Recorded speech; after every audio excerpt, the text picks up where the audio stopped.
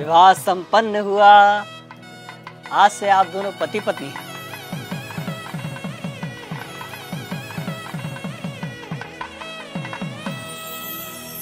भाई साहब, पंडित जी को भी दक्षिणा देके निपटाओ बस। हाँ हाँ जीजा जी, याद है मुझे। पंडित जी, आपकी दक्षिणा। यजमान, मात्र 1100 रुपए दक्षिणा। अरे तो इतना हैरान क्या हो रहे हैं पंडित जी? जो रेट चल रहा है वही तो दिया है। दक्षिणा रेट से नहीं, सामर्थ्य के अनुसार दी जाती है यजमान। अरे तो क्या पूरी गड्डी पकड़ा दें आपको? अरे श्रीमान, मैंने ऐसा कब कहा? मैं तो बस ये कह रहा हूँ कि आप लोगों ने विवाह इतनी धूमधाम से किया है और दक्षिणा इतनी कम। देखिए पंडित जी, कम हो या ज्यादा, हमें जो देना था हमने दे दिया। अब बाकी बात आप लड़की वालों से करिए भाई। कैसी बातें कर रहे हो भाई साहब? हमारे यहाँ पंडित जी को दक्षिणा लड़के वाले ही देते हैं। अरे पापा, 2100 दे के बात खत्म करो ना। ठीक है ठीक है। भाई साहब पगला रहे हो क्या? किस बात के 2100? 1100 काफी है, उससे 1 रुपया ज्यादा मत दो। अरे जीजा जी, आप पंडित जी को देख नहीं रहे हो क्या? कैसे शुभ काम को अशुभ बनाने में लगे हुए हैं। अब दक्षिणा को भी इन्होंने भिक्षा बना के रख दिया है। बस यजमान बस, ये आपकी दक्षिणा लीजिए, रखिए इसे।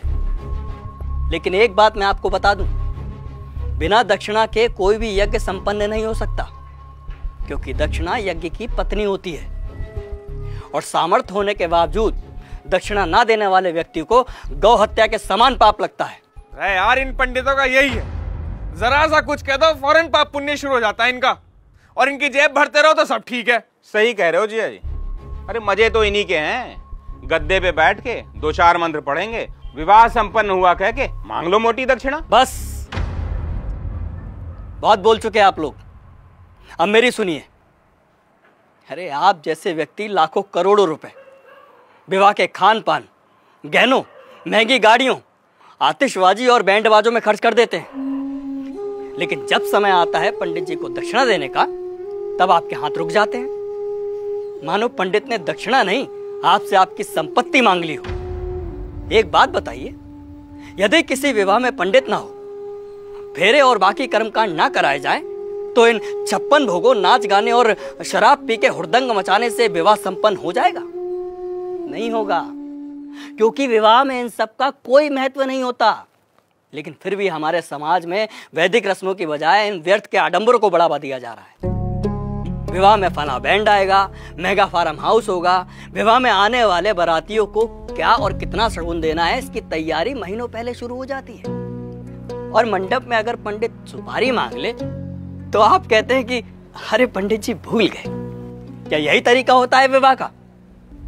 और आप क्या कह रहे थे प्रकाश जी कि पंडित का काम ही क्या होता है? आराम से बैठ के 4 मंत्र पढ़ देना और दक्षिणा के लिए हाथ फैला देना। तो श्रीमान सुनिए, विवाह गुड्डे गुड़ियों का खेल नहीं होता, 7 जन्मों का अटूट बंधन है, जिसमें पंडित मंत्रोच्चारण करके देवताओं का आह्वान करता है और वर वधू को परिणय सूत्र में बांधता है। इसलिए पंडित और उनके द्वारा किए गए कार्यों की कुछ तो मर्यादा रखिए।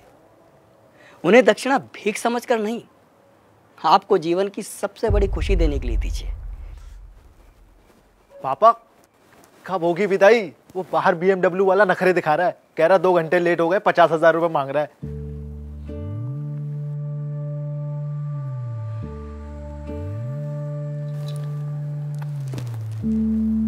ये तुम्हारे विवाह की दक्षिणा।